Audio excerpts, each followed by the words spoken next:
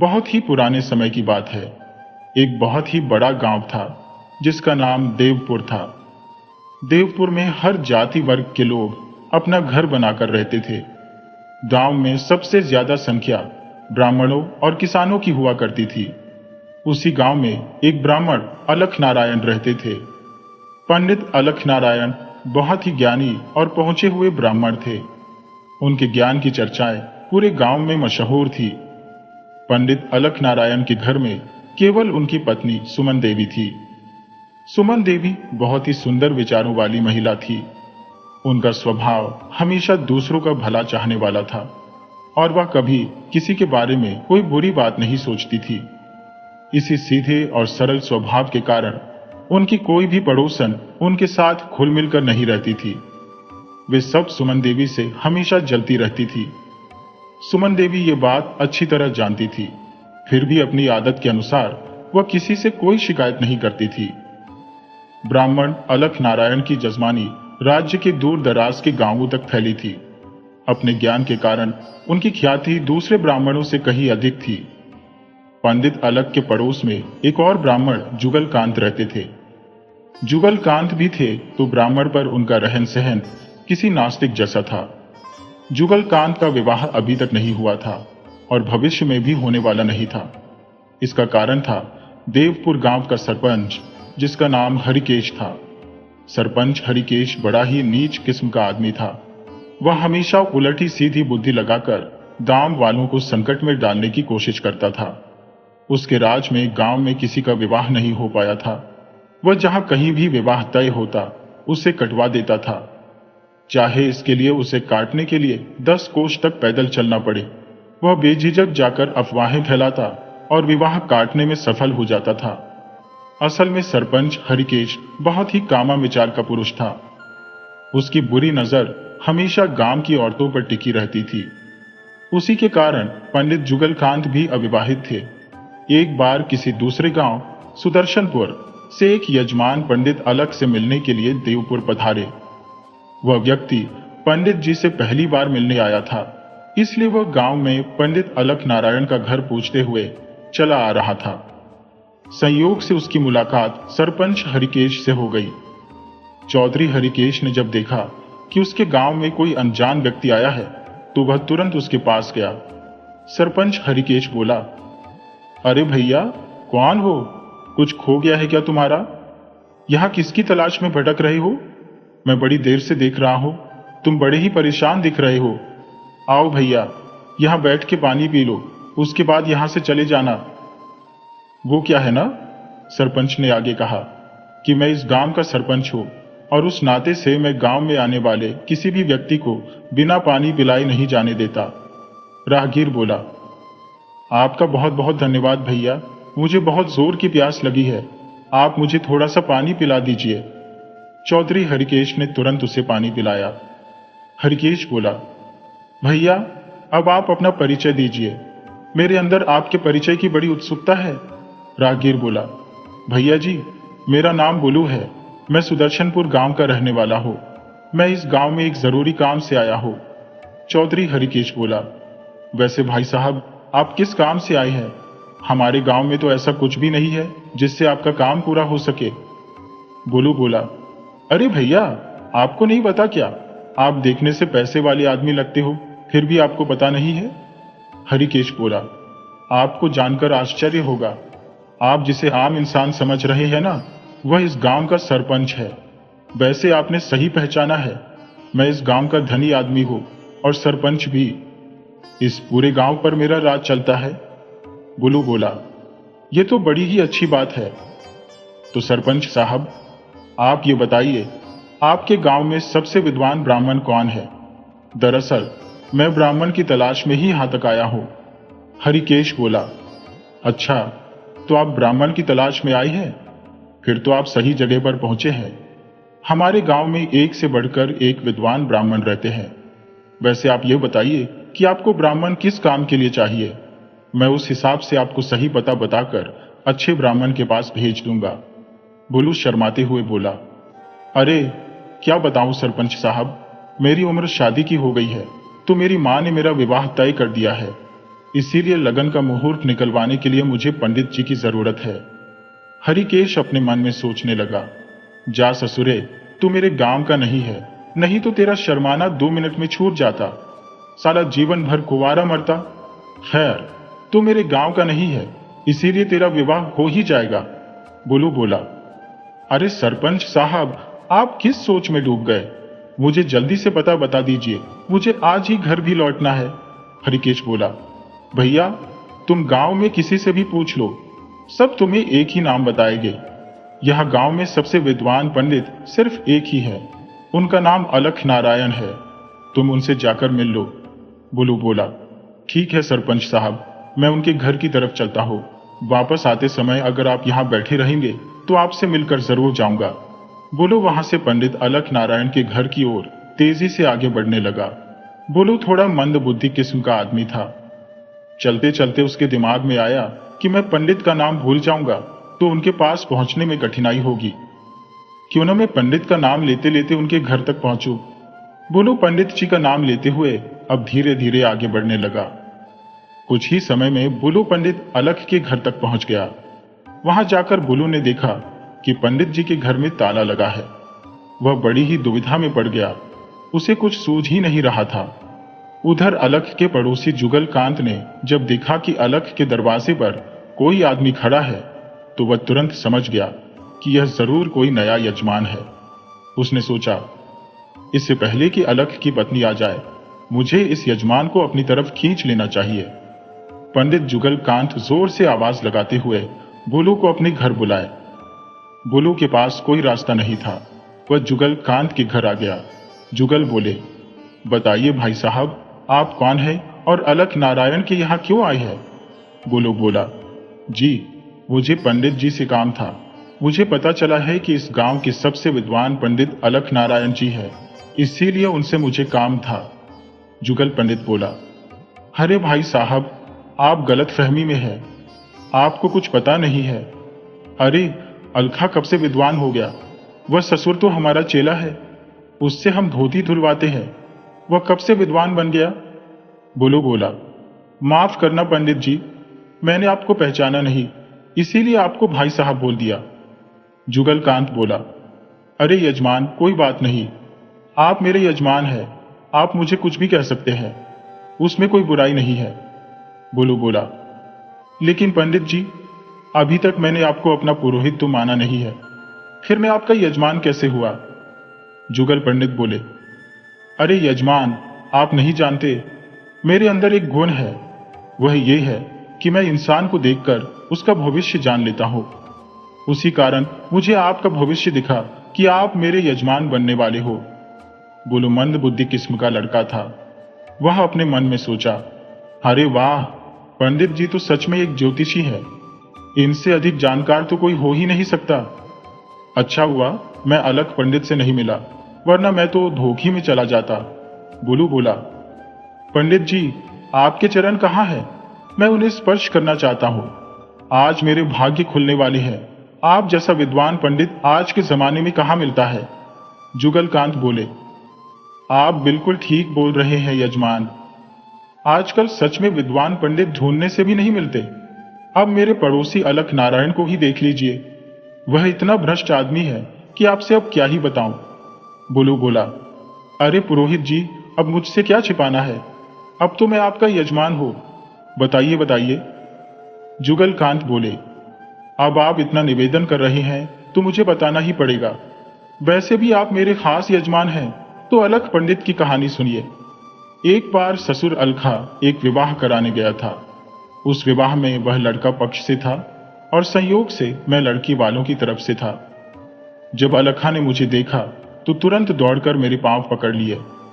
मैंने भी अपना गुरु का फर्ज निभाया, उस ससुर को आशीर्वाद दिया।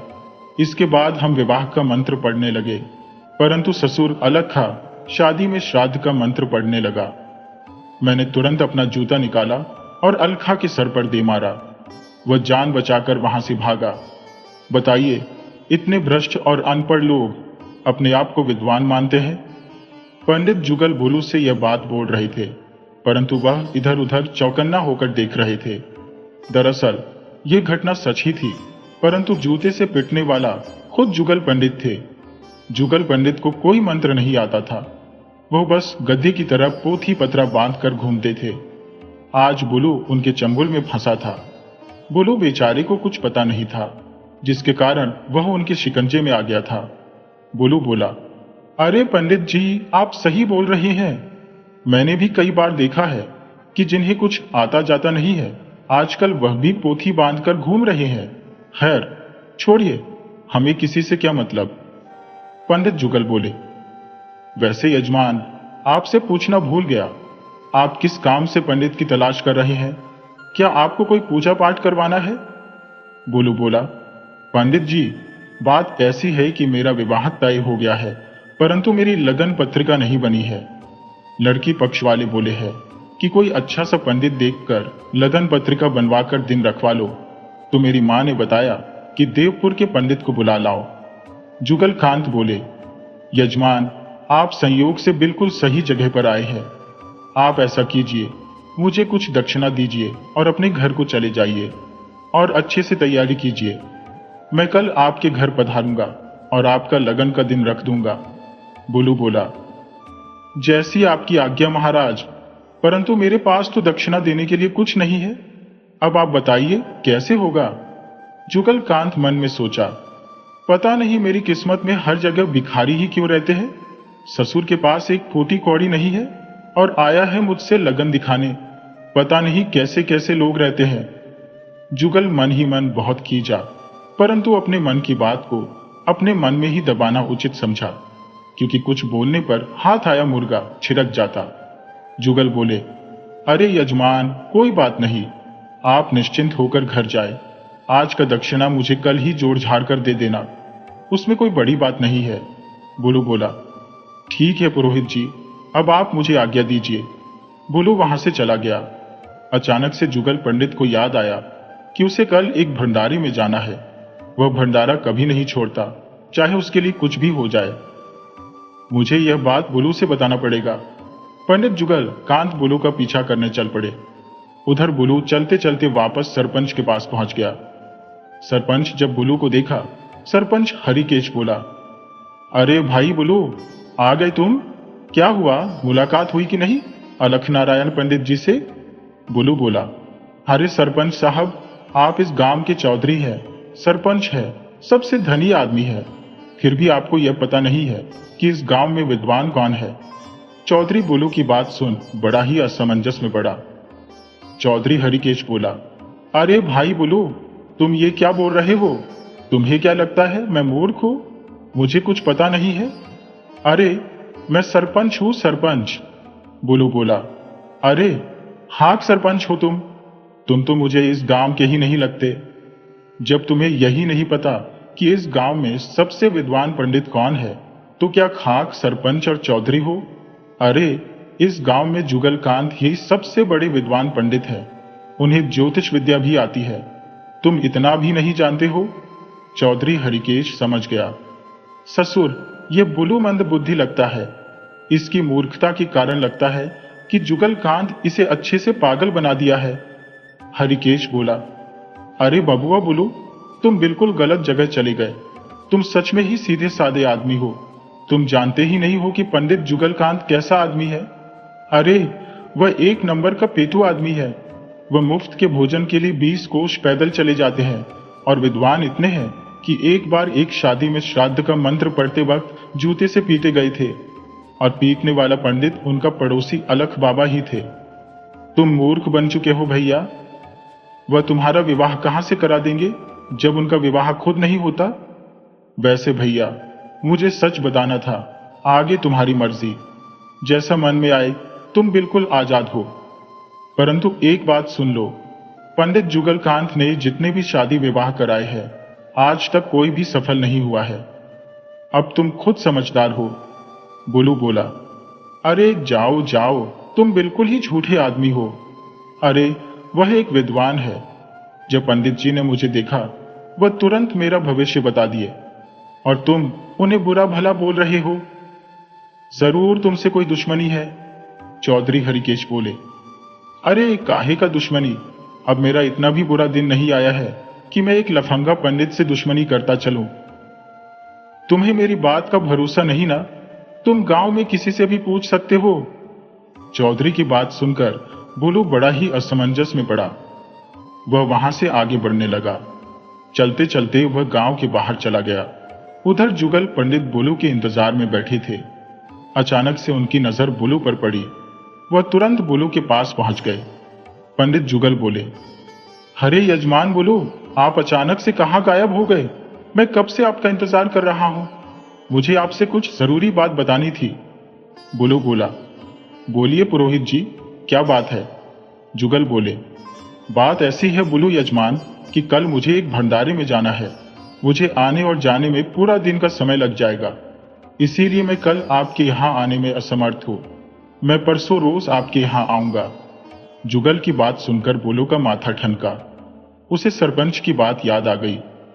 वह मन में विचार करने लगा, इस गांव का सरपंच सच में सही ही बोला है। ये पंडित तो बिल्कुल ही भूखा नंगा है। ये कहीं से भी विद्वान नहीं है। बुलू को सब कुछ समझ आ गया। बुलू बोला, पंडित जी, मैं भी आपको ही तलाश रहा था। दरअसल मेरा मन बदल गया है। मुझे अब विवाह नहीं करना है।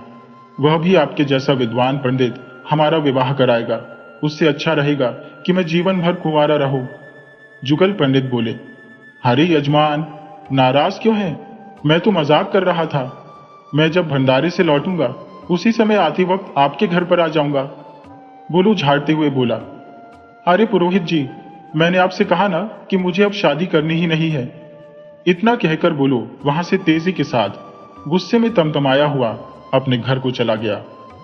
पंडित जुगलकांत उसके इस व्यवहार से बहुत ही हैरान हुए।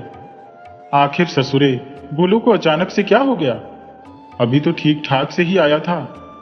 ओहो, तो ये किसी गांव के दुश्मन का काम है। उसी ने मेरे खिलाफ भड़का दिया है। इस गांव में मेरे दुश्मन ही भरे हैं। उन्हें थोड़ी भी शर्म नहीं है कि एक ब्राह्मण है, उसके खिलाफ तो न बोले।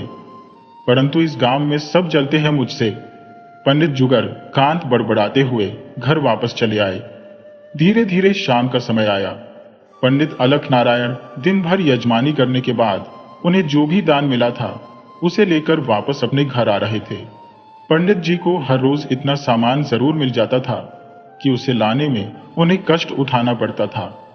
वह अपना सामान सर पर उठाए अपने घर की तरफ बढ़े जा रहे थे। तभी अचानक से पंडित जुगल की नजर अपने विरोधी पंडित अलख पर पड़ी। वह उन्हें देखकर जलभून गया, परंतु अगले ही पल वह अचानक से खुश हो गया। खुश होने का कारण था कि अलख पंडित इतना सामान लाते थे कि उनके घर में सामान बचता नहीं था। खासकर खाने पीने वाला सामान उनकी पत्नी पड़ोसियों में बांट देती थी। उसी कारण से जुगल पंडित खुश हुआ। वह तेजी के साथ अपने घर में चला गया। उधर अलख पंडित अपने घर पधारे। पत्नी सुमन ने उनका सामान उतारा। इसके बाद उन्हें पीने के लिए पानी दिया। पानी पी लेने के बाद पंडित जी को थोड़ा आराम मिला। पंडित जी बोले, अरे भाग्यवान, ये हमारे यजमान भी गजब है। मेरे लाख मना करने के बाद भी मुझे जबरदस्ती इतना सामान दे देते हैं। अब तुम ही बताओ मैं क्या करूं? मैं उन्हें बार बार समझाता हूं कि इतना सामान लेकर जाना मेरे बस की बात नहीं है, परंतु मेरी कोई सुनने वाला ही नहीं है। पत्नी बोली, आप बिल्कुल ही सही करते हैं। किसी ब्राह्मण को इसी प्रकार संतुष्ट और ईमानदार रहना चाहिए। वैसे मुझे भी लगता है कि आपको इतना सामान लाने में बहुत कष्ट होता है। यजमान क्या जाने पंडित जी का हाल। आप इसका कोई उपाय करें। आपके मना करने से कोई भी यजमान नहीं मानने वाला। पंडित जी बोले, तुम ठीक ही कहती हो भाग्यवान। मैं जब मना करता हूं तो यजमान को लगता है कि मुझे कम दान दक्षिणा मिला है, इसीलिए और लाकर दे देते हैं। और जब मैं कुछ नहीं बोलता फिर भी सामान लाकर रख देते हैं। मुझे कुछ समझ नहीं आता। पत्नी बोली, आप दिमाग का इस्तेमाल करके इस मुसीबत को अवसर में क्यों नहीं बदल देते? एक समझदार पुरुष की यही निशानी होती है कि वह मुसीबत को अवसर में बदल दे। अलख पंडित बोले, अरे भाग्यवान, तुम जलेबी की तरह सीधी बात क्यों नहीं करती? मुझे सीधे सीधे बताओ कि मुझे इसका क्या उपाय करना चाहिए। सुमन बोली, स्वामी, मुझे लगता है कि आप किसी को चेला बना लो। अगर चेला रहेगा तो वह आपका सारा सामान अपने सर पर उठा लाएगा। बदले में आप अच्छे से खिला पिला देना और कुछ पैसे दे देना।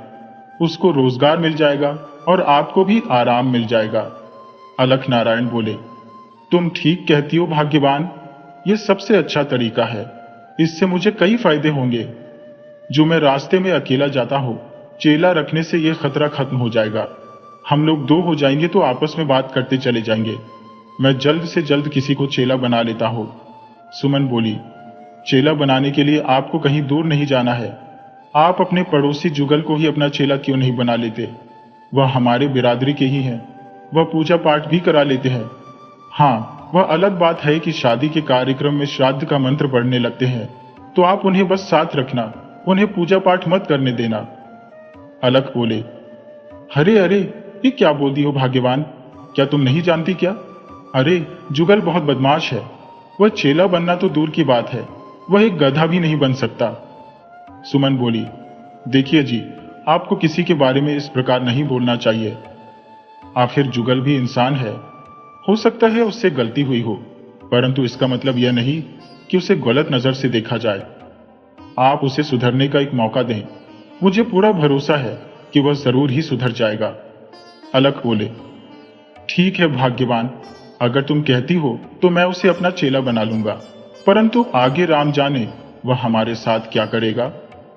उधर जुगल पंडित अपने घर की दीवार के पास कान लगाकर दोनों पति पत्नी की बातें ध्यानपूर्वक सुन रहा था।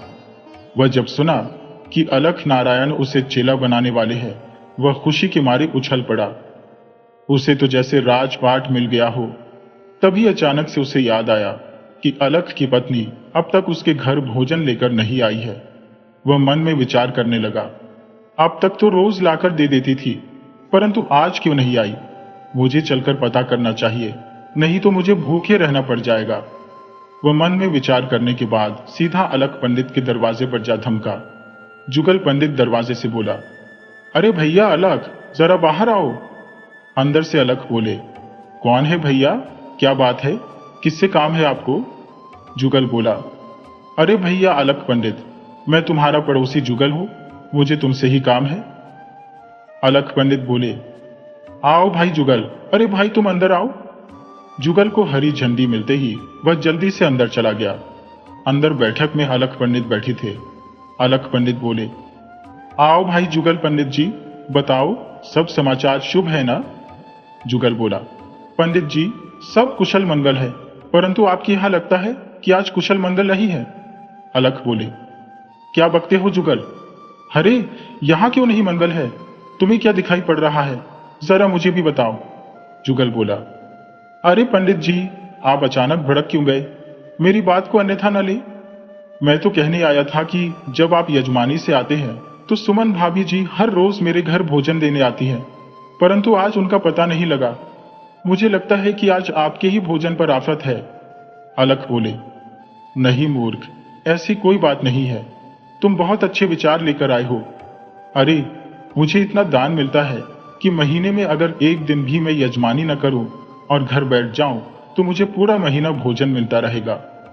तुम सबको अपने जैसा क्यों समझ लेते हो? वैसे तुम यहां क्यों आए हो, साफ साफ बताओ। जुगल बोला, अरे पंडित जी, लोग कुएं के पास क्यों जाते हैं आप जानते हैं ना? प्यास के कारण। उसी प्रकार मुझे भूख लगी है, इसीलिए पता करने के लिए मैं आपके घर चला आया। अलख बोले, अच्छा तो तुम भोजन के लिए आए हो? वैसे किस अधिकार से आए हो? क्या मेरा घर धर्मशाला है या फिर कोई होटल है? अरे मुफ्त का भोजन छोड़ो, कुछ काम धंधा किया करो। इस प्रकार इधर उधर मांग कर खाने से तुम्हें ज्यादा दिन नहीं मिलने वाला। अलख की बात सुनकर जुगल तमतमाते हुए बोला, देखो भाई अलख नारायण, तुम इस प्रकार से गुस्से में मत बोलो। मैं भी एक ब्राह्मण हूं, कोई भिखारी या फकीर नहीं हो।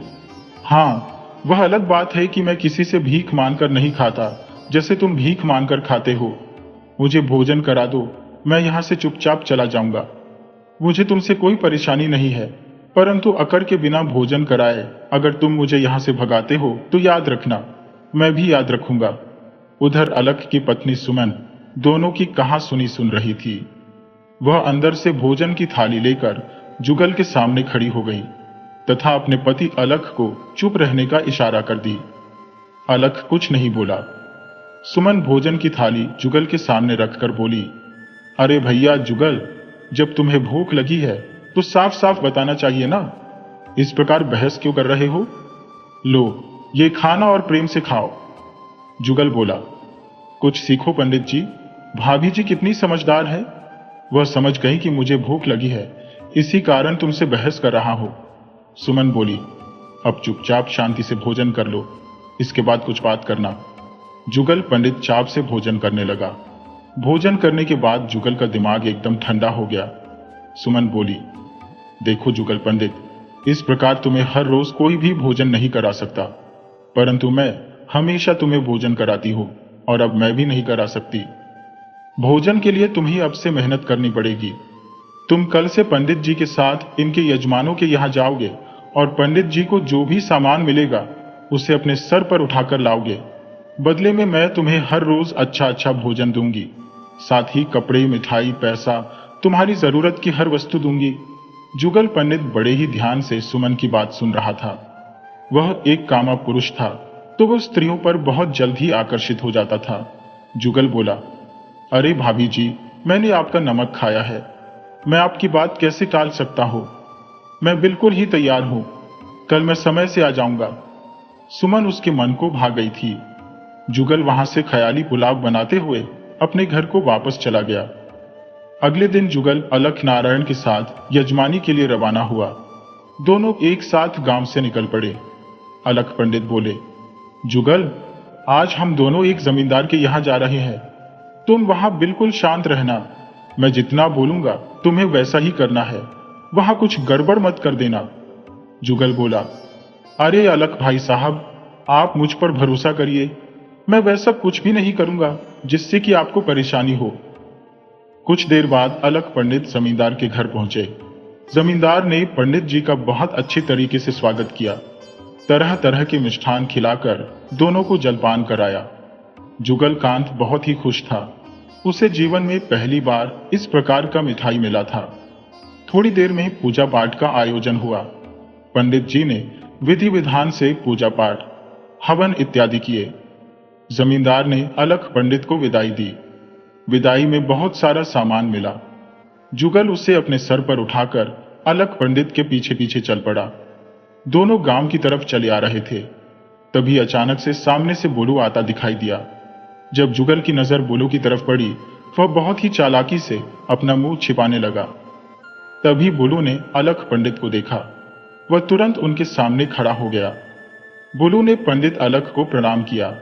अलख बोले, चिरंजीवी हो वत्स, बताओ वत्स, आप कौन हो? बुलू ने अपना परिचय दिया और बताया कि वह उनकी तलाश में कई दिन उनके घर गया है, परंतु कई प्रयासों के बाद भी उनसे मुलाकात नहीं हो पा रही है। आज हमारा सौभाग्य अच्छा है कि आप बिना खोजे ही मिल गए। अलख पंडित बोले, बताओ यजमान, आप मुझे क्यों ढूंढ रहे हैं? आपका मकसद क्या है?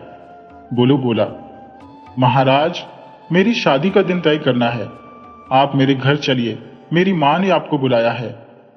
अलख पंडित बोले, ठीक है यजमान, मैं आपके घर कल अवश्य आऊंगा, परंतु उसके लिए आपको सुबह में ही मेरे घर आना पड़ेगा। बुलू बोला, महाराज, मैं सुबह ही आपके घर के बाहर हाजिर रहूंगा। उधर जुगल अपना मुंह छिपाकर बुलू से बचने की कोशिश कर रहा था। बुलू बोला, महाराज, ये आदमी जाना पहचाना लगता है, ये आदमी आपके साथ कौन है? अब तो जुगल को सांप सूंघ गया था। अलख पंडित बोले, यजमान, ये हमारा चेला है, इनको अभी पंडिताई सिखा रहा हूं, परंतु धीरे धीरे यह भी मेरी तरह पूजा पाठ करने में बिल्कुल ही माहिर हो जाएंगे। बुलू बोला, पंडित जी, मैं अब चलता हूं, कल मैं आपका इंतजार करूंगा। बुलू वहां से आगे बढ़ गया। अलख पंडित अपने घर को पधारे। सुमन देवी तुरंत पानी लाई। जुगल सामान रखकर अपने घर को चला गया। जब जुगल चला गया तो सुमन बोली, हाँ तो बताइए पंडित जी, कैसा रहा आज का सफर? जुगल को साथ ले जाने से आपको कुछ लाभ हुआ कि नहीं? अलख पंडित बोले, अरे भाग्यवान, बहुत ही लाभ हुआ, ये सारा सामान अपने सर पर लाया, मुझे किसी भी प्रकार की परेशानी नहीं हुई। तुम बस उसका ध्यान रखना, उसको अच्छे से भोजन देते रहना। सुमन बोली, आप उसकी चिंता न करें, मैं इसे भोजन और पैसा दोनों दे दूंगी। अलख पंडित बोले, भाग्यवान, कल मुझे सुबह ही घर से जाना पड़ेगा। कल एक नए यजमान के यहां जाना है, वहां शादी का दिन तय करना है, इसीलिए तुम मेरे लिए सुबह ही नाश्ता बना देना। सुमन बोली, ठीक है, मैं सुबह ही उठ जाऊंगी और आपके जाने से पहले ही नाश्ता बनाकर तैयार कर दूंगी। अगले दिन अलख पंडित तैयार होकर घर से निकलने लगे, परंतु जुगल का कुछ पता ही नहीं चला। वह बहुत देर तक इंतजार के बाद भी नहीं आया था। अलख बोले, अरे सुमन, जाओ जुगल को बुलाओ, हमें अब देर हो रही है। उस ससुर को जल्दी बोलो घर से निकले। सुमन बोली, जी मैं अभी जाती हूं और देखती हूं जुगल कहाँ है। सुमन जुगल के घर चली गई, परंतु वहां जाने पर सुमन ने देखा कि जुगल पंडित के घर पर ताला लगा है। वह वापस अलख पंडित के पास आई और उनसे बताई कि जुगल के घर में ताला लगा है। अलख बोले, जरूर ससुर मस्ती करने गया होगा, करेगा भी क्यों नहीं, उसका शादी विवाह तो हुआ नहीं है और बिना शादी विवाह वाला आदमी बिना लगाम के घोड़े जैसा होता है। वह कब कहां चला जाए ये भगवान भी नहीं जानते। चलो कोई बात नहीं, आज उसकी जरूरत भी नहीं है, मैं अब चलता हूं। पंडित अलख अपने घर से चल पड़े। आगे जाने पर पंडित जी ने देखा कि जुगल गांव के बाहर एक पेड़ की ओट में छिपा है। पंडित जी पीछे से बोले, अरे जुगल, पंडित, तुम यहां छुपकर बैठे हो, मैं तुम्हें सुबह से ढूंढ रहा हूं, तुम कहां चले गए थे? अरे भाई, आज शादी का दिन तय करने जाना था और वापसी में तुम्हारे लिए एक लड़की भी देखनी है। जुगल जब विवाह की बात सुना, वह बुलू का डर छोड़ पंडित जी के साथ चल पड़ा। दोनों बुलू के पास पहुंचे। बुलू ने अलख पंडित का स्वागत किया, परंतु जब बुलू ने देखा कि जुगल कांत भी साथ आया है, वह आग बबूला हो गया। बुलू बोला, पंडित जी, आप ये किसे अपने साथ लेकर घूम रहे हैं? अरे, आपके साथ जो आदमी है यह एक दीमक है, यह आपको खा जाएगा और आपको पता भी नहीं चलेगा। अलख बोले, अरे यजमान, जबान को लगाम दीजिए, ये मेरा खास चेला है, आप इससे कैसे बात कर रहे हैं? बुलू बोला, महाराज, ये चेला नहीं है, ये चालाक है। बुलू ने अलख पंडित से अपने साथ घटी घटना बता दी।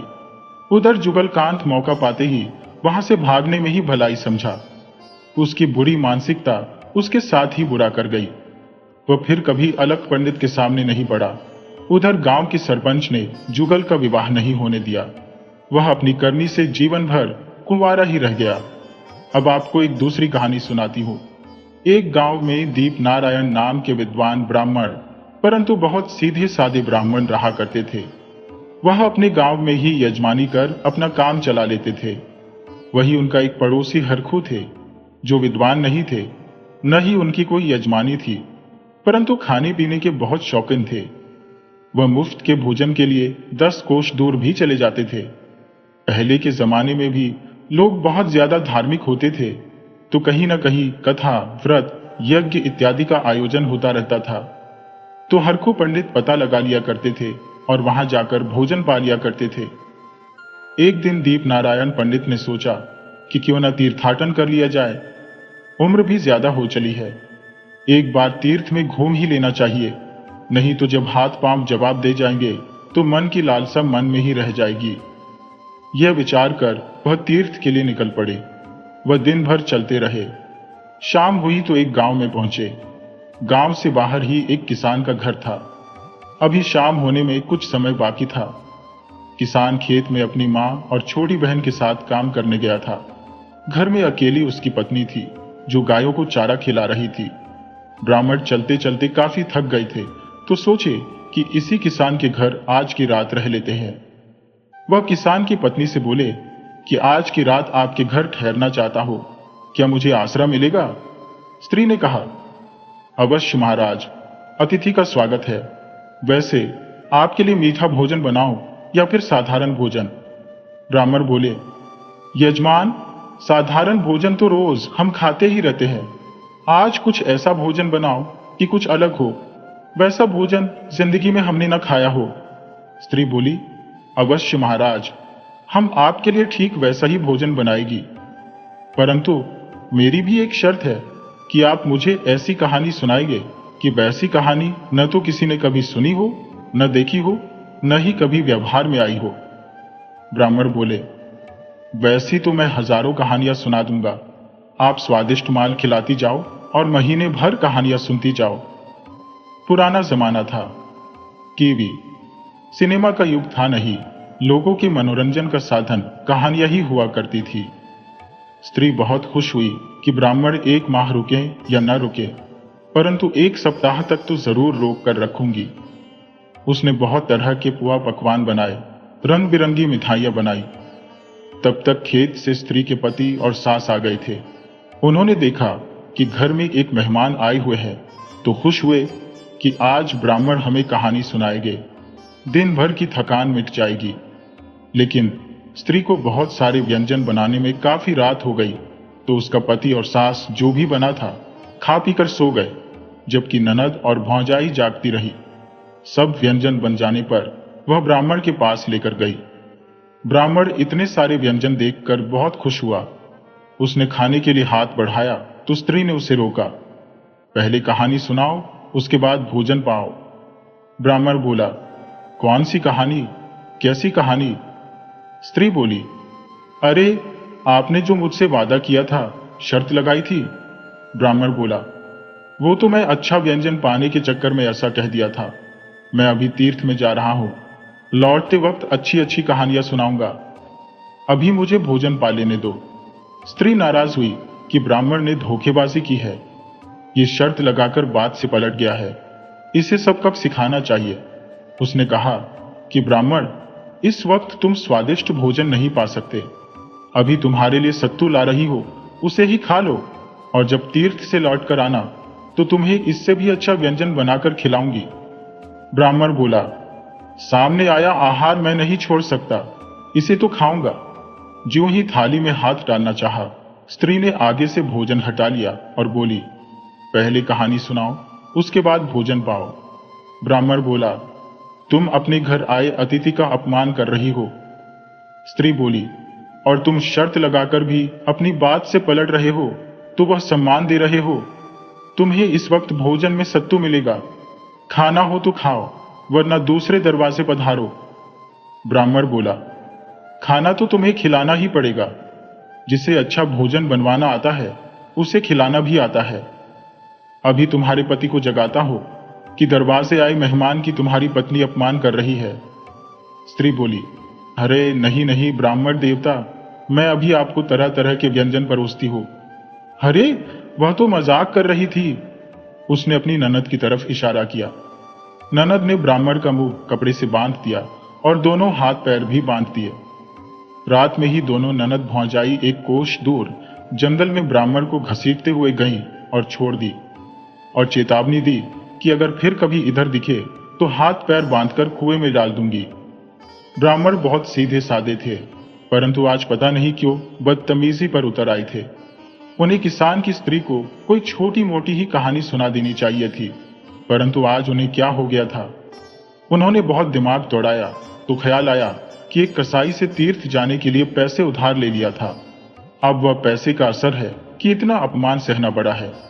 वह पैसा न जाने क्या क्या असर दिखाएगा। ये सोच ब्राह्मण ने तीर्थ का विचार मन से निकाल घर के लिए चल पड़ा।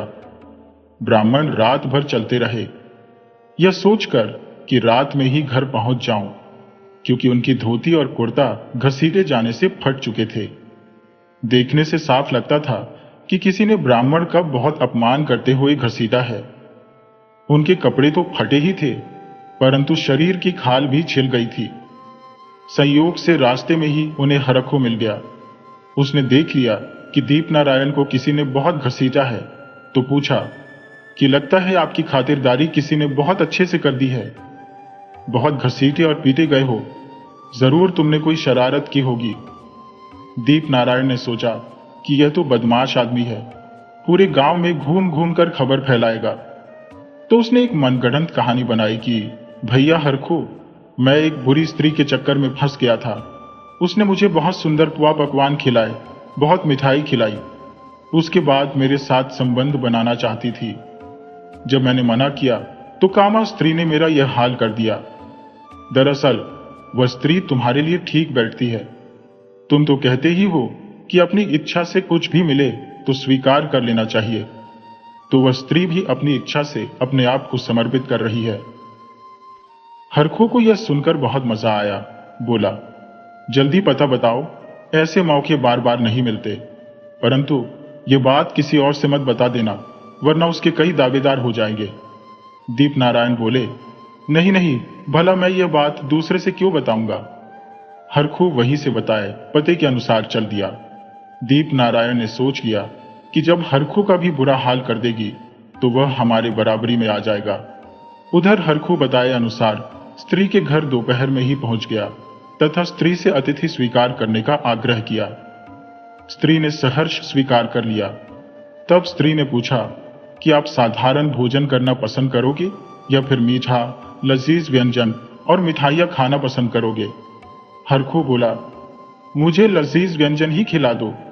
स्त्री बोली, भोजन तैयार है, परंतु मेरी एक शर्त है कि तुम मुझे वैसी कहानी सुनाओगे कि वैसी कहानी न तो किसी ने सुनी होगी, न देखी होगी और न व्यवहार में कोई लाया होगा। यह सुनकर हरखू का माथा चकराया कि यह स्त्री वह वाली बात नहीं कर रही जो दीप नारायण ने बताया था। यह तो कथा सुनना चाहती है, वह भी अजीब किस्म की। हरखू बोला कि खाने के बाद ही कहानी सुना पाता हो। स्त्री बोली, कोई बात नहीं, तुम पहले खाना ही खा लो, परंतु खाने के बाद कोई नौटंकी की तो बेलन और मूसल से स्वागत करूंगी।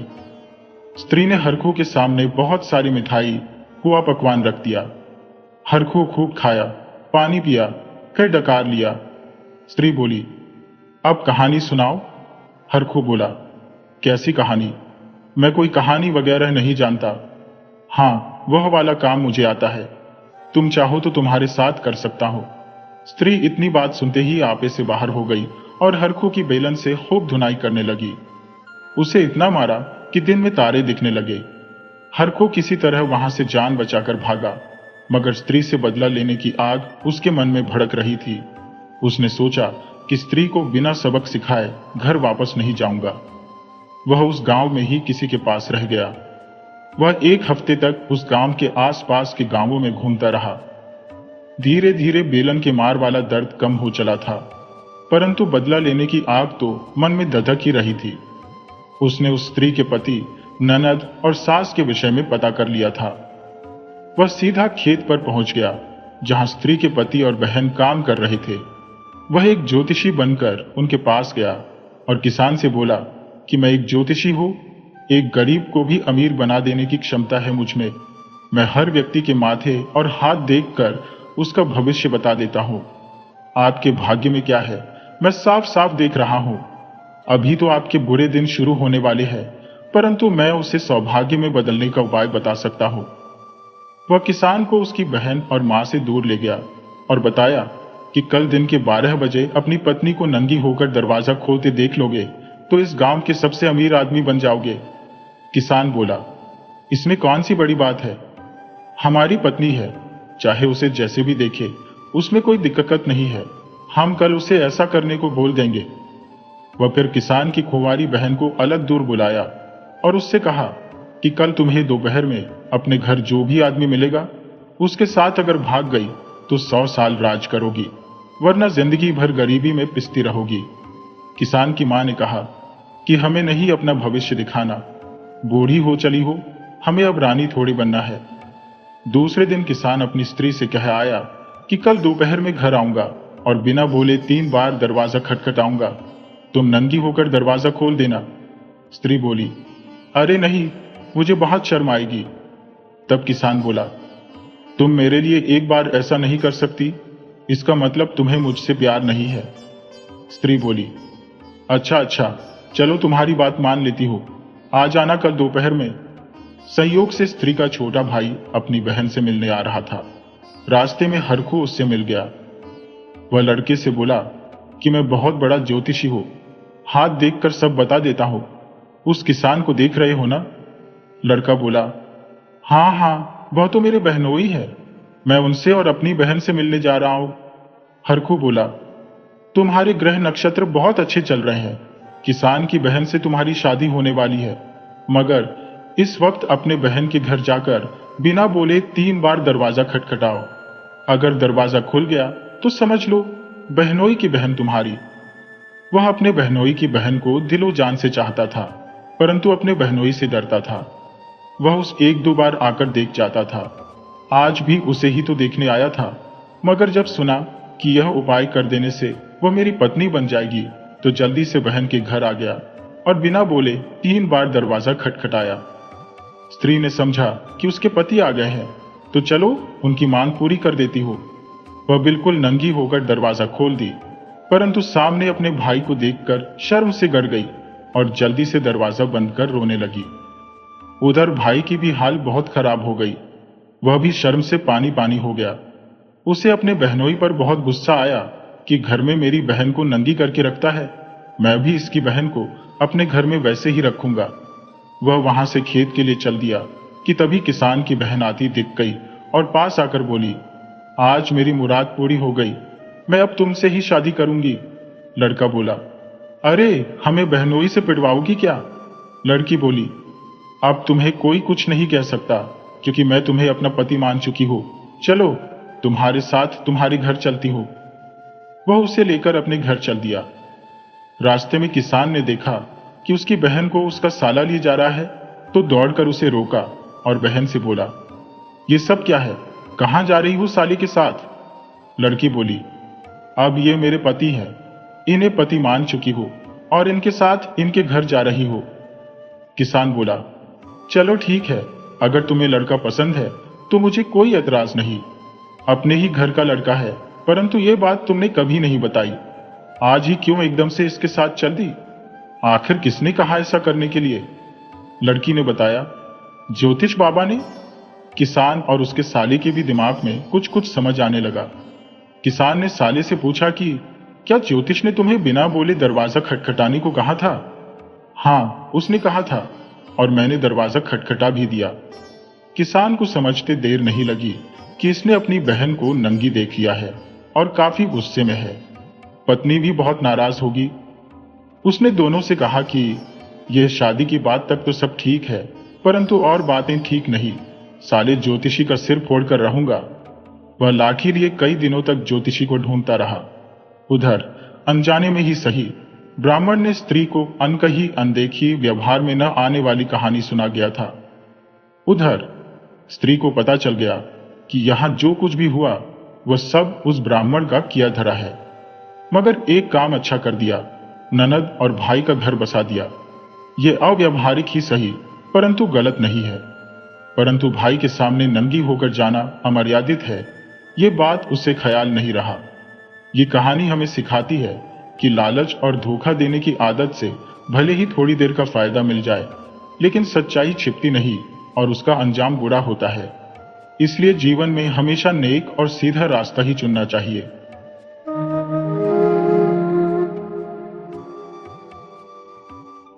राधे राधे दोस्तों, बहुत बहुत पुरानी बात है। मुकुंदपुर नाम के एक गांव में किशुनी नाम का एक बेहद गरीब ग्वाला रहता था। यह अजीब बात थी कि गरीब होने के बावजूद उसके पास घर से सटा हुआ ही 10 बीघा बहुत ही उपजाऊ खेत था। फिर भी वह गांव के सबसे निर्धन लोगों में गिना जाता था। इसका बस एक ही कारण था, उसका घनघोर आलसी होना। वह केवल अपनी 2 गायों पर निर्भर था। उसी गांव में विक्रमा नाम का एक और व्यक्ति रहता था, जो उससे भी अधिक गरीब था। विक्रमा के पास न तो कोई जमीन थी, न रहने को अपना ठिकाना। वह किशुनी के घर में ही रहकर उसकी गायों की देखभाल करता और उनका दूध बाजार में बेच कर आता था। एक तरह से कहा जाए तो किशुनी का सारा खर्चा वही उठाता था। विक्रमा कोई युवा नहीं था, उसकी उम्र काफी हो चली थी। बंजारों की तरह एक जगह से दूसरी जगह भटकते रहने के कारण उसका विवाह भी नहीं हो पाया था। भला जिस आदमी का अपना कोई घर बार ना हो, उससे कौन स्त्री विवाह करती, किसे अपनी बेटी सौंपती? स्त्री को तो एक स्थिर घर चाहिए होता है, खुले आसमान के नीचे की जिंदगी नहीं। विक्रमा ने अपनी जिंदगी के पूरे 70 साल इसी तरह गुजार दिए थे। इन लंबे वर्षों में उसने जीवन के ढेरों अनुभव बटोर लिए थे। उसने यह सीखा था कि इंसान सपने तो बहुत बड़े बड़े देखता है, पर उन सपनों पर काम सिर्फ 1% भी नहीं करता। मन हमेशा बड़ी बड़ी योजनाएं बनाता है, पर उन्हें पूरा करने का हौसला नहीं देता। आदमी सही समय का इंतजार करते करते अपनी पूरी उम्र गंवा देता है, मगर वह सही समय उसके लिए कभी आता ही नहीं। उसने अनुभव किया था कि जो पुरुष एक बहुत सुंदर पत्नी की लालच में अपने घर आई साधारण से रिश्ते को ठुकरा देते हैं, उन्हें न तो कोई सुंदर स्त्री मिलती है और न ही वह साधारण लड़की उनके हाथ आती है। वे बस हाथ मलते रह जाते हैं। विक्रमा की समझ में आया था कि मनुष्य के लिए वही वक्त सबसे अच्छा और शुभ होता है जब वह अपने काम की शुरुआत कर देता है, वरना आलसी के लिए तो सभी समय बुरे ही हैं। उसके लिए अच्छा वक्त कभी आता ही नहीं। विक्रमा ने सोचा, मेरे पास तो न घर था न खेत, इसलिए जैसे तैसे घूम फिर कर जिंदगी काट ली। पर जिसका नमक मैं खा रहा हूं, उसके पास तो इतनी जमीन है। अगर यह मेहनत करना शुरू कर दे तो कल अमीर बन सकता है, इसका घर बस सकता है। ये मेरी तरह खुंवारा नहीं मरेगा, मुझे इसे समझाना होगा। परंतु उस आलसी को समझाना बहुत ही मुश्किल काम था। फिर भी यह उसके नमक का सवाल था। उसने सोचा, एक बार कोशिश तो करनी ही चाहिए। वह किशुनी के पास आया और बोला, देख बेटा किशुनी, तू नौजवान है, दिखने में भी भला है और शरीर से हट्टा कट्टा भी है। तेरे पास पर्याप्त खेत भी है, तू इसमें मेहनत कर, इसमें फसल उगा। जब फसल को बाजार में बेचेगा तो तेरे पास ढेर सारे पैसे आएंगे। पैसे आएंगे तभी तेरा विवाह हो पाएगा। आखिर कब तक मेरे भरोसे रहेगा? मैं कब तक दूध बेचकर तेरा और अपना पेट पालता रहूंगा? किशुनी ने जवाब दिया, काका, हमारे पास खेती के लिए अभी बैल कहाँ है? गाय ने जो बछड़े दिए हैं, उन्हें हल चलाने लायक बनने में पूरे 3 साल लग जाएंगे। तब तक तो हमें रुकना ही पड़ेगा। अच्छा समय आने का इंतजार तो सभी को करना पड़ता है। बिना शुभ मुहूर्त देखे तो कोई भी काम शुरू नहीं होता। आप देखना, जैसे ही समय बदलेगा मैं बहुत बड़ा आदमी बन जाऊंगा। विक्रमा ने उसे समझाते हुए कहा, बेटा, सबसे शुभ और उत्तम समय वही होता है जब आदमी काम शुरू कर देता है। जो तेरे सामने है वही सबसे अच्छा है। मैंने अपनी जिंदगी की धूप में यूं ही बाल सफेद नहीं किए हैं। वक्त ने मुझे बहुत कुछ सिखाया है, मुझे बहुत अनुभव हुए हैं। चल, मैं तुझे एक कहानी सुनाता हूं। विक्रमा ने कहानी शुरू की। एक राजा थे, सूरजमल। वह बहुत ही शक्तिशाली और प्रजा का ख्याल रखने वाले राजा थे, लेकिन वे बड़े ही रंगीन मिजाज के थे। उन्होंने 1-2 नहीं, पूरे 16 विवाह कर डाले थे। उनकी 16 रानियों में सभी राजघरानों से नहीं थी। कोई राजा की पुरानी दासी रह चुकी थी, कोई उन्हें जंगल में मिली थी, कोई प्रजा के बीच पसंद आ गई थी, तो कोई सेठ की बेटी थी। इन 16 रानियों में सिर्फ बड़ी रानी ही पड़ोसी राज्य की राजकुमारी थी। उस बड़ी रानी को इस बात का पूरा घमंड था कि महल की बाकी सारी रानियां उससे कम दर्जे की हैं। उसका मानना था कि राजा पर केवल उसी का अधिकार है और उसके बच्चे ही राज्य के सच्चे उत्तराधिकारी बनेंगे। दासी को रानी कह देने से वह सचमुच की रानी नहीं बन जाती। पर राजा ने कभी किसी रानी के साथ कोई अन्याय नहीं किया। इसका प्रमाण यह था कि सभी 16 रानियों ने बारी बारी से एक एक बेटी को जन्म दिया, यानी राजा को 16 सुंदर राजकुमारियां हुई। इसके बाद राजा को और कोई संतान नहीं हुई। सभी राजकुमारियां धीरे धीरे बड़ी और सयानी होती गई। जो बड़ी राजकुमारी थी, उसकी मां उसे हमेशा यही सिखाती आई थी कि बेटी, इस महल में सिर्फ मैं ही राजा की बेटी हूं, इसीलिए मैं सबसे श्रेष्ठ हूं। बाकी सभी रानियां निम्न कोटि की है, इसीलिए राजकुमारियों में सिर्फ तुम ही श्रेष्ठ हो। एक रानी की बेटी ही राजकुमारी होती है, जबकि दासी तो केवल दासी ही पैदा कर सकती है। बड़ी राजकुमारी के मन में उसकी मां ने अपनी श्रेष्ठता का जहर भर दिया था। वह अपनी दूसरी सौतेली बहनों से बहुत जलने लगी। इस जलन के कारण उसका शरीर दुबला पतला रह गया। अच्छा खाने पीने के बाद भी उसका विकास सही से नहीं हो पाया था। जबकि अन्य 15 राजकुमारियां चिंता मुक्त थी, मस्त रहती थी, इसलिए उनका शरीर सुंदर और सुडौल था। जब सभी राजकुमारियां सयानी हो गई तो राजा ने सोचा कि सभी का विवाह एक साथ कर दिया जाए, ताकि किसी रानी को यह न लगे कि उसकी बेटी के साथ कोई भेदभाव हुआ है। राजा के पास धन दौलत की कोई कमी नहीं थी। उन्होंने रानियों और अपनी राजकुमारियों से सलाह ली और एक स्वयंवर का ऐलान कर दिया। उन्होंने 100 से ज्यादा राजाओं को निमंत्रण भेजा, मगर कुल 15 राजकुमार ही स्वयंवर में आ पाए। और एक राजा ने तो अपना नाई भेज दिया था। वह नाई अपनी मर्यादा जानता था और चुपचाप राजकुमारों से दूर जाकर बैठ गया। जब राजकुमारियों को अपना वर चुनने का समय आया, तो बड़ी राजकुमारी ने अपने पिता से फिर वही बात दोहराई कि असली राजकुमारी तो मैं ही हूं। वह राजकुमारी अपनी वरमाला लेकर स्वयंवर के मंडप में गई। सबसे पहले जो राजकुमार बैठा था, वह बहुत ही सुंदर था। राजकुमारी ने उसे देखा, मगर उसके गले में वरमाला नहीं डाली। वह उससे भी ज्यादा सुंदर राजकुमार की चाहत में आगे बढ़ गई। उसकी 15 सौतेली बहनें उसके पीछे पीछे थी। बड़ी राजकुमारी जिस राजकुमार की अनदेखी करके आगे बढ़ जाती, उसकी सौतेली बहनें बिना देर किए उस राजकुमार के गले में वरमाला डालती जाती। बड़ी राजकुमारी एक एक राजकुमार को नापसंद करती गई और सबसे बेहतर की तलाश में आगे बढ़ती गई। आखिर में जो 15वां राजकुमार बचा था, वह बहुत सुंदर नहीं था। राजकुमारी को अपनी गलती का एहसास हुआ और उसने मन में तय कर लिया कि पहले वाला सबसे सुंदर राजकुमार था, मैं उसी के पास चलती हूँ और उसी के गले में वरमाला डालती हूँ। मगर जब वह वहां पहुंची, तो उसकी एक सौतेली बहन पहले ही उसके गले में वरमाला डाल चुकी थी। राजकुमारी फिर दूसरे तीसरे राजकुमार के पास गई, पर सभी के गले में वरमाला पड़ चुकी थी। उसकी 15 सौतेली बहनों ने 15 राजकुमारों को अपना वर चुन लिया था। उसके लिए तो आखिर में बचा हुआ नापसंद किया गया राजकुमार भी नहीं रहा। तभी उचित अवसर देखकर वह नाई राजा के पास आया और बोला, महाराज, मैं राजा सुर्योधन द्वारा भेजा गया हूं। हो सकता है उन्होंने सोच समझकर ही मेरे को भेजा होगा।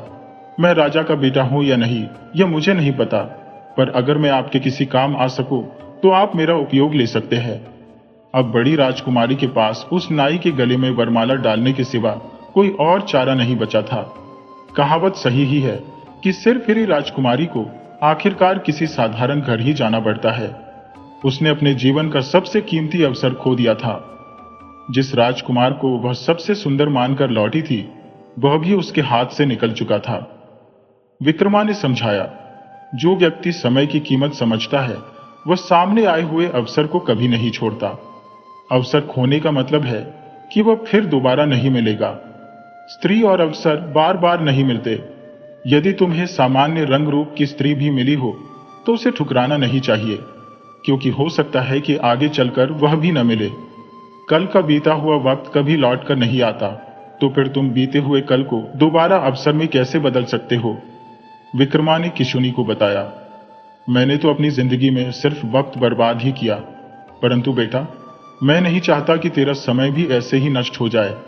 मान लिया कि हमारे पास बैल नहीं है, हल भी नहीं है, परंतु फावड़ा तो है। हम 10 बीघा में खेती नहीं करेंगे, परंतु 1 बीघा में तो कर ही सकते हैं, और इस तरह हमें खेती करने का अभ्यास हो जाएगा। 3 साल भी गुजरते देर नहीं लगेगी। जब हमारे पास बैल और हल होगा, तब हमारे साथ काम करने का उत्साह भी होगा। मैं अपनी जिंदगी में पत्नी का मुंह नहीं देख सका, मगर अब बहू और पोते का मुंह तो देख ही सकता हूं। और तू देखना, तेरी मेहनत रंग लाएगी, तेरे घर चलकर राजकुमारी आएगी। बस खुद पर भरोसा कर और वक्त बर्बाद मत कर। किशुनी की तो जैसे अचानक नींद ही खुल गई।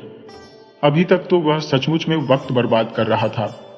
जिस विक्रमा को वह कल तक सिर्फ एक बोझ समझता था, आज उसने ऐसा अनमोल सबक सिखा दिया था। किशुनी अब विक्रमा को खोना नहीं चाहता था। वह विक्रमा से बोला, काका, मेरे पिताजी के जाने के बाद किसी ने भी मुझे कभी कुछ नहीं समझाया। किसी ने यह सुझाव नहीं दिया कि किसी काम को छोटा नहीं समझते। मेरे दिमाग में यह भी नहीं आया कि 10 बीघा नहीं तो कम से कम 1 बीघा में खेती तो कर ही सकता हूं, या अपने खेत को किसी और को पट्टे पर भी तो दे सकता हूं। काका, आज आप मेरे पिता समान हो गए हैं। मुझसे वादा करो कि आप मुझे छोड़कर कहीं नहीं जाओगे। विक्रमा बोले, नहीं बेटा, नहीं, मैं तुम्हें छोड़कर कहीं नहीं जाने वाला। भला बुढ़ापे में कहां जाऊंगा? कौन देगा मुझे सहारा? अब हमारा जीना मरना यहीं पर है। चल, हम आज से ही खेत में काम शुरू करते हैं। दोनों ने खेत में काम करना शुरू कर दिया और उनकी मेहनत रंग लाने लगी। उन्होंने 1 बीघा में फसल लगाई, उसकी सिंचाई और गुड़ाई करते रहे। जब फसल तैयार हुई तो उनकी आंखें खुशी से चमक उठी।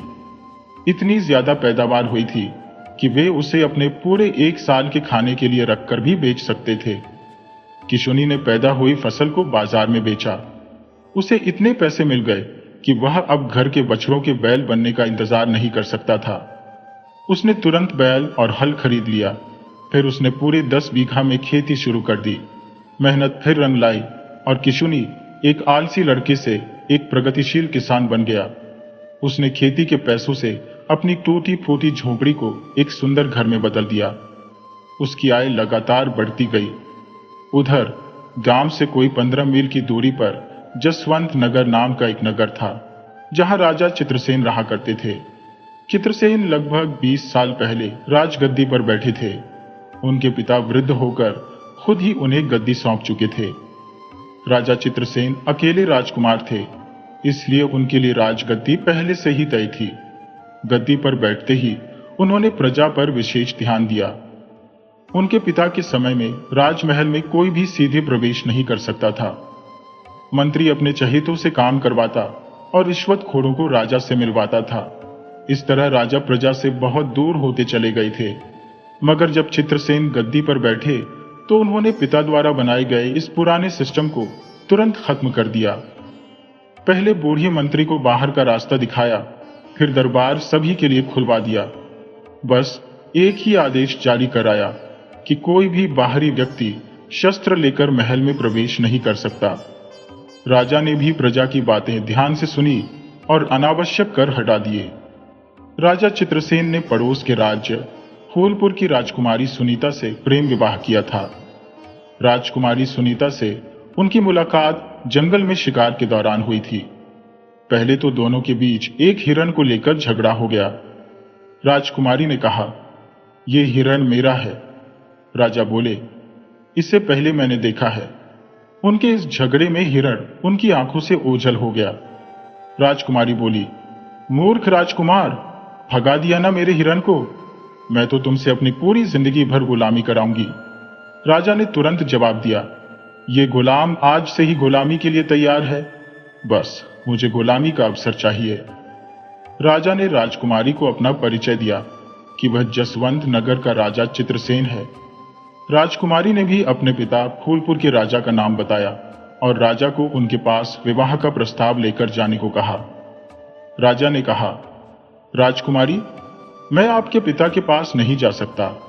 कारण है हमारी पुरानी दुश्मनी। हम राजाओं की एक बड़ी कमी यह है कि बाप दादाओं की गई छोटी सी गलती को भी पीढ़ियों तक धोते रहते हैं। यदि मैं आपके पिता से मिलने गया तो मुझे बंदी बना लिया जाएगा।" राजकुमारी ने कहा कि स्त्रियां तो परंपरा को निभाने के लिए खुद को बलिदान कर देती हैं। राजा बोले, "राजकुमारी, यदि आप मुझ पर भरोसा करती हैं, मेरे पर विश्वास करती हैं, तो आप इसी वक्त मेरे साथ मेरे महल चलिए।" राजकुमारी सुनीता ने बहुत सोच विचार किया और राजा के साथ जसवंत नगर चलने को तैयार हो गई। राजा ने उनसे प्रेम विवाह कर लिया। राजा चित्रसेन अपनी रानी सुनीता से बहुत प्यार करते थे। वे ज्यादा समय रानी के साथ ही बिताते। उधर फूलपुर के राजा अपनी राजकुमारी के गायब हो जाने पर काफी चिंतित थे। उन्होंने दूतों को लगा दिया। गुप्तचर जल्दी ही पता लगाकर वापस आ गए कि राजकुमारी इस वक्त जसवंत नगर की महारानी है और उन्होंने अपनी मर्जी से राजा से विवाह किया है। राजा यह खबर सुनते ही आग बबूला हो गए और सेनापति को तुरंत जसवंत नगर पर चढ़ाई करने के लिए कहा। रानी ने सुना कि बेटी चित्रसेन की रानी बन गई है तो वह राजा पर बहुत क्रोधित हुई।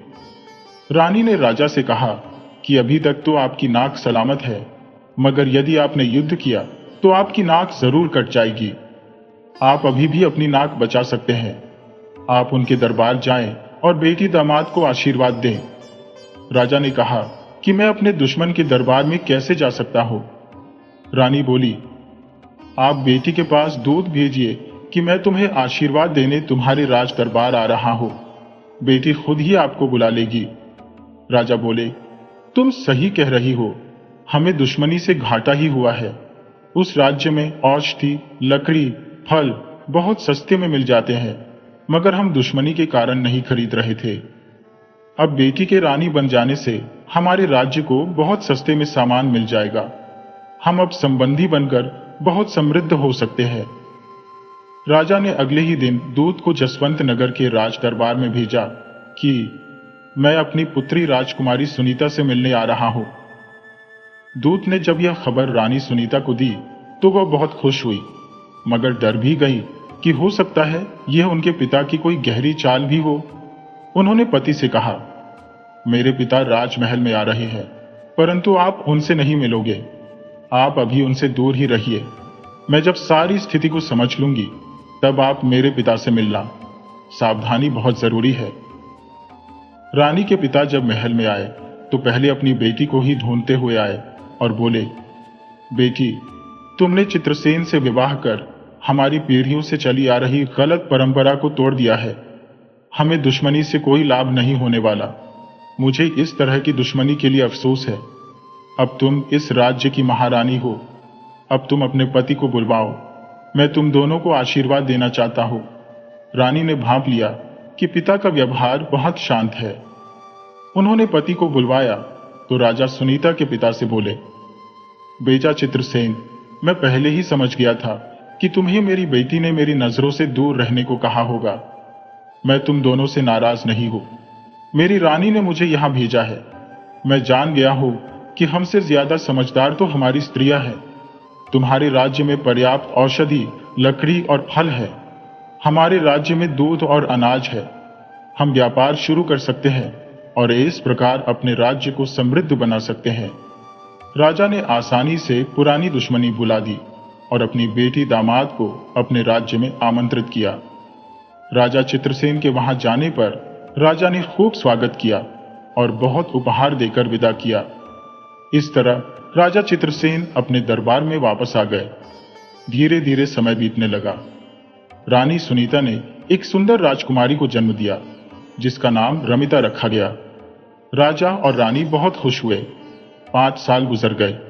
रानी ने फिर से एक पुत्र को जन्म दिया, मगर यह रानी के लिए बड़ा दुर्भाग्य था। जन्म के तुरंत बाद राजकुमार की मृत्यु हो गई। रानी की भी तबीयत बहुत खराब हो गई और वह भी नहीं बच सकी। राजा के लिए यह एक बहुत बड़ा सदमा था। रानी के चले जाने से राजा बिल्कुल बावले से हो गए। उनकी हालत बहुत दिनों तक ठीक नहीं रही। मंत्री ने राजा को दोबारा विवाह कर लेने की सलाह दी, मगर राजा ने अपनी बेटी रमिता की भलाई के लिए विवाह से साफ इनकार कर दिया। कोई 15 साल गुजर गए। अब उनका ध्यान राजकुमारी रमिता पर था कि किस तरह उसका विवाह किसी योग्य वर से कर दे। एक दिन राजा महल से बाहर निकले। वह आगे बढ़ रहे थे कि उन्हें 2 भाई बहन मिले। वे दिखने से राजकुमार राजकुमारी जैसे लग रहे थे। राजा को वह लड़की बहुत पसंद आ गई। उसे देखकर राजा का मन बेचैन हो उठा। राजा ने बिना देर किए उस लड़की के सामने विवाह का प्रस्ताव रख दिया कि मैं आप जैसी परम सुंदरी से विवाह करना चाहता हूं। लड़की बोली, मैं पहले आपके महल में चलूंगी, वहां की स्थिति देखूंगी। मेरा भाई मुझसे बड़ा है। पहले इसके विवाह के विषय में सोचूंगी, उसके बाद अपना विवाह करूंगी। वह राजा के साथ अपने भाई को लेकर महल में आ गई। उसके भाई की नजर तुरंत राजकुमारी रमिता पर पड़ी। उसने मन में सोचा कि वह अपनी बहन के बदले राजकुमारी से भी विवाह कर सकता है। उसने बहन को समझाया कि तुम चाहो तो ये राजकुमारी हमारी पत्नी बन सकती है। बहन बोली, होश में तो हो? मेरा विवाह होते ही राजकुमारी मेरी बेटी बन जाएगी और तुम मामा बन जाओगे। भाई इतना सुनते ही भड़क गया। वह बोला, तुम ज्यादा उड़ो मत। ये मत भूलो कि तुम्हारा नाम सिर्फ राजकुमारी है। तुम कहीं की राजकुमारी नहीं हो और मेरा नाम राजकुमार है।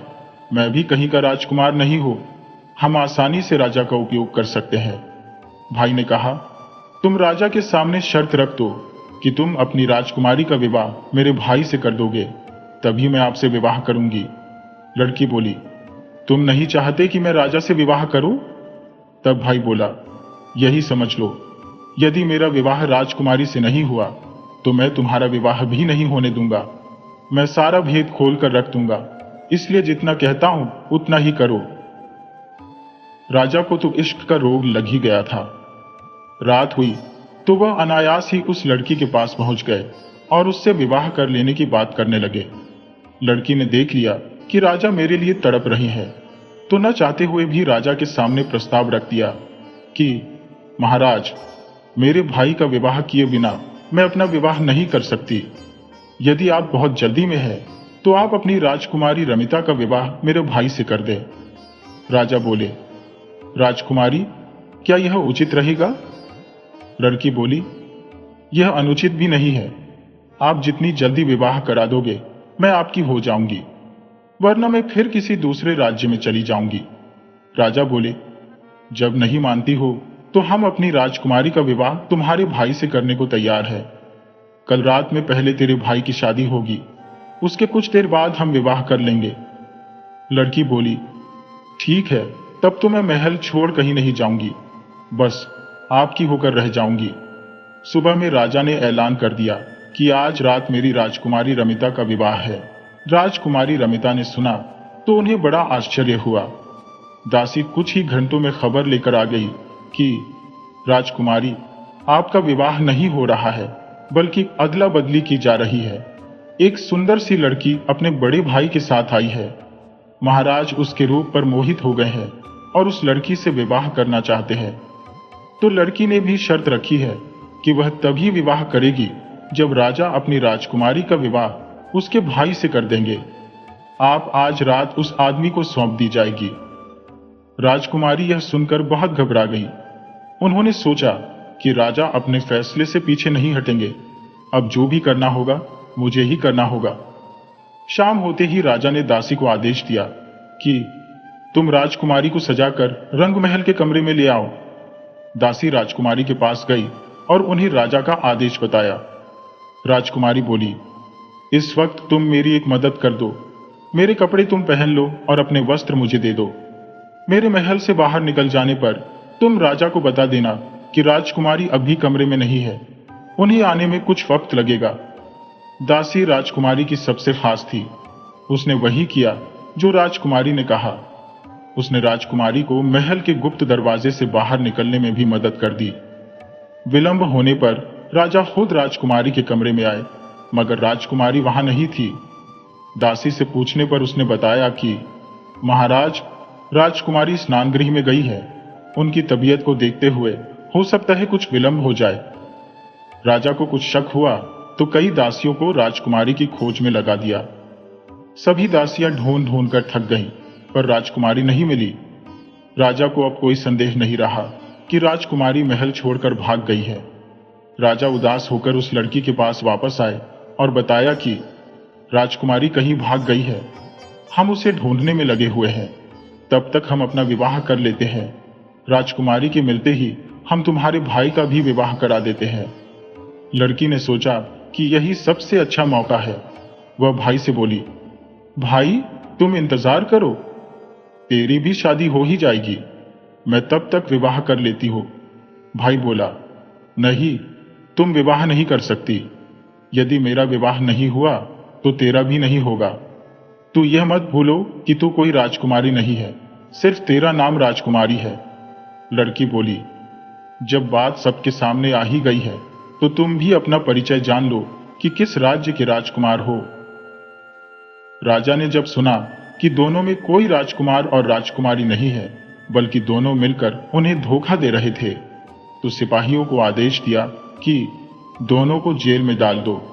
पहले हमारी राजकुमारी का पता लगाया जाए कि वह कहां चली गई है।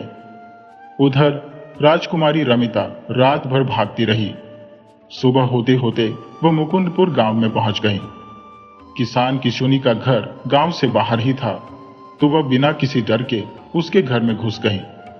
किशुनी उस वक्त जगा हुआ था। उसने पूछा, अरे तुम कौन हो, मेरे घर में कैसे आ गई? राजकुमारी बोली, मैं इस राज्य की राजकुमारी हूं, फिलहाल कुछ दिन तुम्हारे घर में रहूंगी। इस बात की जानकारी किसी को नहीं होनी चाहिए। किशुनी बोला, तुम और राजकुमारी जाओ जाओ अपना काम करो, सुबह सुबह मैं ही मिला तुम्हें यह मजाक करने को। किशुनी की बात सुनकर राजकुमारी को बहुत गुस्सा आया। उन्होंने तुरंत अपनी कमर से अपना खंजर निकाल लिया। साथ ही उन्होंने अपने गले का हार भी अपने वस्त्र से बाहर कर लिया। किशुनी को समझते देर नहीं लगी कि यह सच में राजकुमारी है। किशुनी बोला, राजकुमारी, ऐसी क्या नौबत आ पड़ी आपको कि एक गरीब के घर आना पड़ा? राजकुमारी बोली, ये मेरे प्रजा का घर है, तुम मेरा मुंह मत देखो, मेरे ठहरने का इंतजाम करो। विक्रमा भी वही थे। उन्होंने कहा, बेटा, कहा था ना कि राजकुमारी एक दिन चलकर आएगी, अब वह आ गई है। किशुनी ने राजकुमारी को रहने का इंतजाम कर दिया। राजकुमारी गुप्त रूप से किशुनी के घर रहने लगी। उन्हें रहते हुए कोई महीना भर बीत गया, परंतु राजकुमारी का पता राजा के सैनिकों को नहीं लग पाया। इधर 1 माह में राजकुमारी किशुनी से इतनी प्रभावित हुई कि उनको ही दिल दे बैठी। किशुनी खुद खाना बनाकर उन्हें चारपाई पर ही खिलाता, किसी चीज की कमी नहीं होने देता। राजकुमारी का दिल उस वक्त किशुनी पर आ गया जब एक बार वह नंगे पांव जमीन पर उतर गई तो किशुनी ने उनका पैर अपने गमछे से पोंछ दिया। राजकुमारी को इस बात पर इतना प्यार आया कि उन्हें लगा कि उन्हें बस ऐसा ही प्यार करने वाला पति चाहिए। उन्होंने अगले ही दिन किशुनी को आदेश दिया कि तुम मुझसे विवाह कर लो। किशुनी बोला, मैं भला राजकुमारी से विवाह कैसे कर सकता हूं? राजा तो मुझे फांसी पर लटका देगा। राजकुमारी बोली, विवाह नहीं करोगे तो मैं तुम्हें खुद फांसी पर लटका दूंगी। सोच लो किसमें भलाई है। आखिरकार किशुनी ने राजकुमारी से विवाह कर लिया।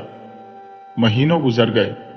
एक दिन राजकुमारी रमिता और किशुनी को राजा के सैनिकों ने पकड़ लिया। दोनों को राज दरबार लाया गया। राजकुमारी को कोई डर नहीं था, पर किशुनी बहुत डरा हुआ था कि राजा मुझे फांसी पर चढ़ा देंगे। परंतु राजा ने दरबार में उन दोनों का स्वागत किया और किशुनी पर खुशी जाहिर करते हुए कहा कि तुमने राजकुमारी को अपने घर शरण देकर बहुत अच्छा किया। राजकुमारी ने भी अपने लिए एक योग्य वर का चयन किया। मुझे खुशी है। मैं तो खुद राजकुमारी की जिंदगी बर्बाद करने पर तुला हुआ था, मगर भगवान ने बचा लिया। इस प्रकार दोनों राजमहल में रहने लगे। राजा ने किशुनी को एक बड़ा ओहदा दिया और अपनी बेटी रमिता को उसके सच्चे प्यार के साथ सुखी देखा। जीवन में आलस्य और सही अवसर को ठुकराना दोनों ही बहुत बड़ी भूल होती है। हमें किसी भी काम को छोटा नहीं समझना चाहिए और सही समय की प्रतीक्षा करने के बजाय उसी क्षण कर्म करना शुरू कर देना चाहिए। यही जीवन का सबसे बड़ा सत्य है। यदि आपको हमारी यह कहानी अच्छी लगी हो तो हमारे चैनल को लाइक, शेयर करें और सब्सक्राइब करना बिल्कुल न भूलें। कमेंट बॉक्स में राधे राधे जरूर लिखिए। आपसे पुनः मिलते हैं एक नई वीडियो के साथ। तब तक के लिए आपको और आपके पूरे परिवार को राधे राधे।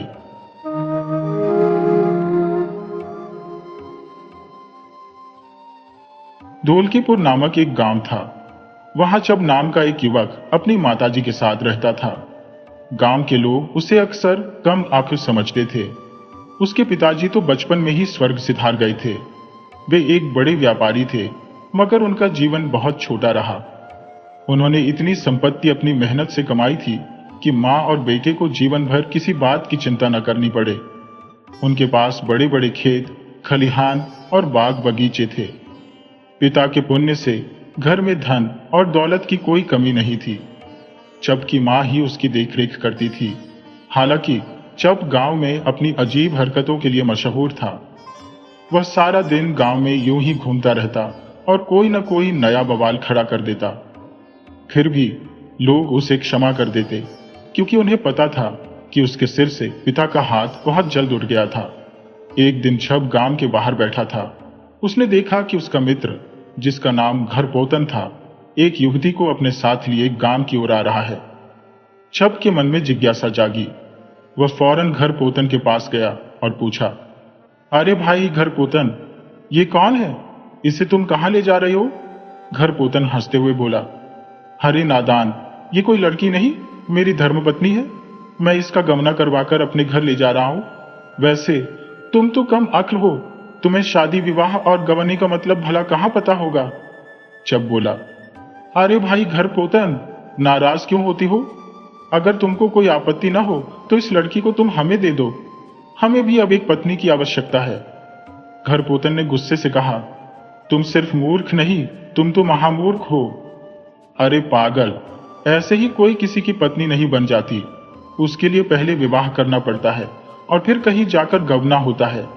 अब मेरे रास्ते से हट जाओ, नहीं तो मैं तुम्हें मारूंगा। चप तुरंत रास्ते से हट गया, क्योंकि घर पोतन सचमुच में एक पहलवान था। अब छप के दिल में शादी का विचार पक्का हो गया। वह सीधा घर आया और मां से गुहार लगाई, मां, मेरी शादी करा दो, मुझे भी एक पत्नी चाहिए। उसकी मां ने कोई जवाब नहीं दिया। वह चुपचाप अपने काम में लगी रही। छब की मां जानती थी कि छब का विवाह तो हो चुका है। पुराने रिवाजों के अनुसार जब वह बस 5 साल का था तभी उसका विवाह हो गया था। उस जमाने में विवाह के लिए कोई उम्र तय नहीं थी, लेकिन गवना कराकर बहू को घर लाना बाकी था। अब छब बड़ा हो चुका था तो जाहिर है कि उसकी पत्नी भी जवान हो गई होंगी। कुछ दिन बाद छब की मां ने बड़े प्यार से उसे समझाया, बेटा, अब तुम अपनी नादानियां छोड़ दो और ये सब उल्टे सीधे काम करना बंद करो। तुम अब बच्चे नहीं रहे। अब तुम्हें अपनी बहू को घर लाने के लिए जल्द ही ससुराल जाना है। ये सुनकर छब को पहली बार पता चला कि उसका विवाह हो चुका है और उसकी एक ससुराल भी है। उसने तुरंत पूछा, मां, कहाँ है मेरी ससुराल?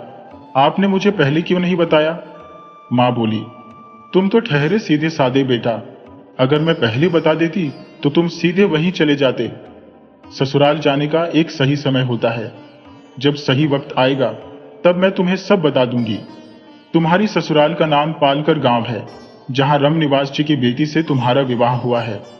मां ने आगे कहा, लेकिन पालकर गांव का पता मैं अभी तुम्हें नहीं बताऊंगी। जब ने भी हामी भरी, ठीक है मां, रहने दो, अभी जानकर क्या करूंगा, जब समय आएगा तभी बता देना। मां ने तुरंत उसे एक काम सौंपा, बेटा, अभी हमें खेतों में फसल बोनी है। तुम कल से ही मजदूरों को ले जाकर बुवाई शुरू करवा दो। ये काम हो जाने के बाद मैं तुम्हें आगे की योजना बताऊंगी। अगले दिन छब मजदूरों के साथ खेत में बुवाई करवाने गया। एक मजदूर थोड़ा मजाकिया स्वभाव का था। वह काम करते करते एक गीत गाने लगा, ये छब बाबू, तू तो बाढ़ बड़ा बंदा, हमरो लागता रहे जाबा लवंदा। इस गीत का मतलब था कि छब एक बहुत बड़ा अभागा है और ऐसा लगता है कि वह पूरी जिंदगी कुंवारा ही रह जाएगा। छब चुप रहा।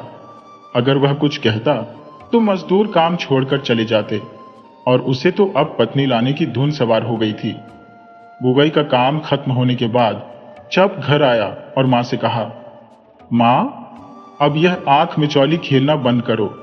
अब तो गांव के मजदूर भी मेरा मजाक उड़ा रहे हैं। अगर मेरा विवाह हुआ है तो मुझे मेरी ससुराल का पता बताओ, ताकि मैं जाकर अपनी पत्नी का गवना करवा लाऊं। मां ने फिर समझाया, बेटा, शांत रहो। गवना कराने के लिए शुभ मुहूर्त का होना जरूरी होता है। लगन आने दो, हम तुम्हारा गवना जरूर करवा देंगे। इस तरह कुछ और दिन गुजर गए।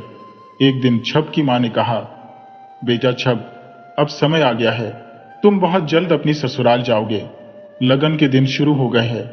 हमने पंडित जी से पत्रा दिखवा लिया है। तुम्हें रविवार के दिन वहां जाना है और अगले सोमवार को अपनी पत्नी को विदा कराकर वापस आना है। कल ही रविवार है, इसीलिए मैं आज से ही तुम्हारी तैयारी शुरू कर देती हूँ। वहां क्या क्या करना है वह सब मैं तुम्हें आज शाम को समझाऊंगी। अभी तुम गांव के लाला जी के पास जाओ और हमारे अनाज के जो पैसे उनके पास रखे हैं वह लेकर आ जाओ। छब लाला जी से पैसे लेकर शाम को घर आ गया। शाम को मां ने उसे सारी बातें विस्तार से बताई। उन्होंने कहा, देखो बेटा, मैं तुम्हें रास्ते में खाने के लिए दही दे रही हूं और एक झोले में अलग से चूड़ा गुड़ भी दे दूंगी। रास्ते में जब कोई एकांत जगह दिखे तभी खाना। ध्यान रखना, किसी को देना मत, नहीं तो तुम भूखे रह जाओगे। ससुराल में पहुंचकर जो भी स्त्री तुम्हें सबसे पहले दिखाई दे उसे अपनी सास समझकर उसके पैर छू लेना।